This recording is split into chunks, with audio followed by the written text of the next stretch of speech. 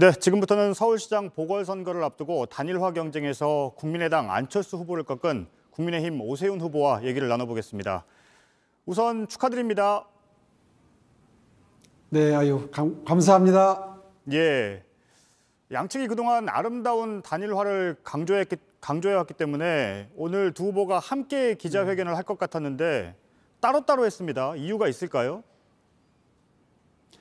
예, 처음에 발표되자마자 제가 감사 인사 드리는 기자회견을 할 때 안철수 후보께서는 댁에 계시더라고요. 예. 그래서 함께 못했고요. 또 오후 2시쯤에 안철수 후보께서 나오셔서 말씀하실 때는 미리 사전에 조율을 해서 함께 하려고 시도를 했는데 오늘만큼은 좀 혼자 입장을 좀 발표하시겠다 이런 의사를 전달을 해 오셨습니다. 그래서 예. 오늘만큼은 그런 뜻을 존중해 드리는 게 도리일 것 같아서요.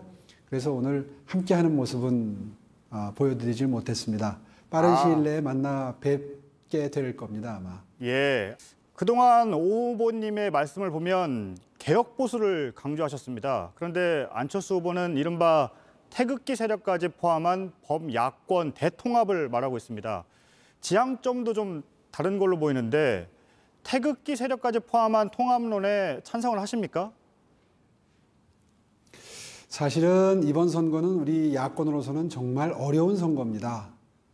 여론조사는 조금 차이가 나고 벌어졌지만 실제로 보궐선거이기 때문에 지금 여당 쪽은 조직선거를 하겠다고 이른바 백병전을 얘기하고 있고요. 그렇다면 시의회나 구의회도 모두 장악당한 상태에서 각종 시민단체들도 가능하면 전부 동원하겠다는 뜻이거든요. 그렇기 때문에 야권 지정에서는 가능하면 많은 분들이 투표장에 나오실 수 있도록 독려를 해야 되는데 거기에 구분이 어디 있겠습니까? 방금 하신 말씀은 그러니까 태극기 세력과도 연대를 할 수 있다 이렇게 들리는데요. 맞습니까? 그게 무슨 연대나 이런 문제가 아니고요. 그분들도 다 이 문재인 정부의 무능과 실정에 대해서 분노하고 계시는 서울 시민분들 아니시겠습니까? 그런 의미에서 그분들도 아마 다 선거에 동참해 주실 걸로 그렇게 믿고 싶습니다. 네, 단일화 협상에서는 당선이 되면 서울시를 공동 운영한다는 논의도 있었습니다. 그런데 현실성이 있을까요? 더욱이 1년 남짓되는 임기 안에 그런 실험적인 시정을 하는 게 현실성이 있을까요? 저는 그렇게 생각지 않습니다. 사실은 짧은 기간이기 때문에 더 짧고 굵게 화학적 결합을 통해서 공동으로 시정을 운영할 수 있는 게 가능하다고 보고요. 실제로 독일의 라인강의 기적 그리고 독일의 통일 이런 것도 다 연립 정부 하에 이루어진 성공적인 그런 역사였습니다. 저희 두 후보가 세 차례에 걸쳐서 배석자 없이 만나서 많은 대화를 나눴습니다. 꼭 실천해내겠습니다. 예, 김종인 비대위원장은 서울시 연립정부는 큰 의미 없는 얘기다 이렇게 말한 바가 있습니다. 그러니까 후보들끼리 약속을 했어도 김종인 위원장이 반대하면 어떻게 됩니까? 사실 안철수 후보께서 당대당 통합도 말씀하지 않으셨습니까?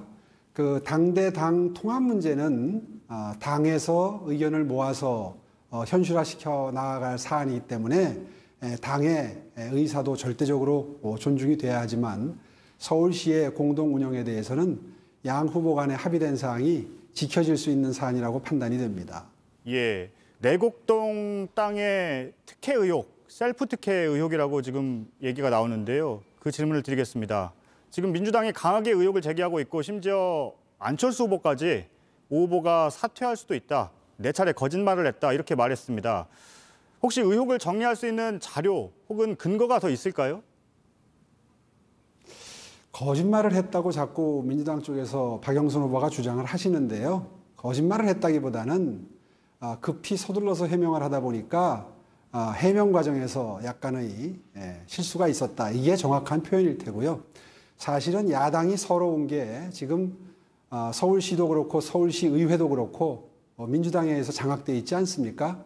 박원순 시장이 임명해놓고 나간 분들이 지금 아직도 그 힘을 발휘하고 있고요. 그런 상황에서 저희한테 필요한 서류를 입수하는 게 그렇게 쉽겠습니까? 그런 상황에서 어저께 아주 어렵게 중앙도시계획위원회에 그 국책 사업, 다시 말해서 보금자리 주택, 그 국민 임대주택 예정지구로 심의 의결된 서류가 나왔지 않습니까? 그 서류에 의하면 제가 시장이 되기 전에 노무현 정부 하의 국토부에서 서울시의 SH공사와 주고받은 내용들이 심의 의결됐다는 서류가 나왔습니다. 앞으로도 계속해서 자료를 보완하겠지만 그거 이상 결정적인 자료가 또 무엇이 있겠습니까? 아마 이 사안에 대해서는 분명히 사안이 입증이 됐다고 저는 생각을 합니다.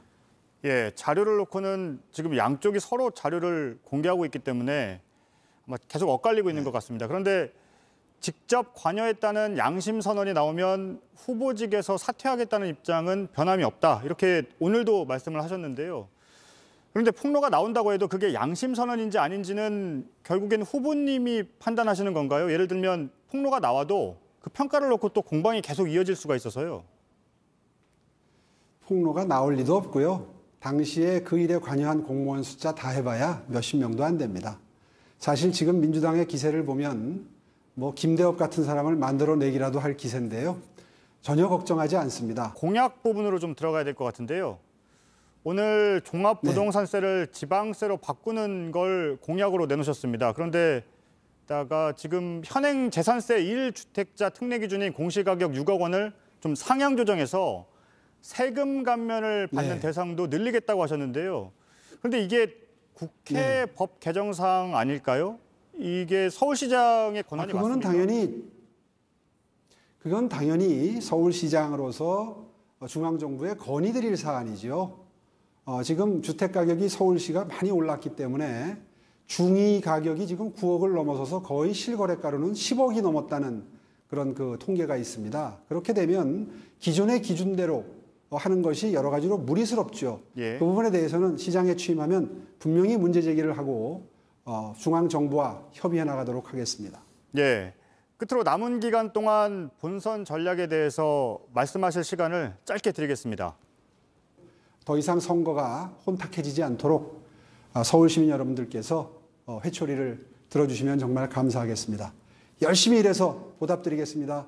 계속 성원해 주십시오. 감사합니다. 네, 지금까지 국민의힘 오세훈 서울시장 후보였습니다. 감사합니다. 고맙습니다.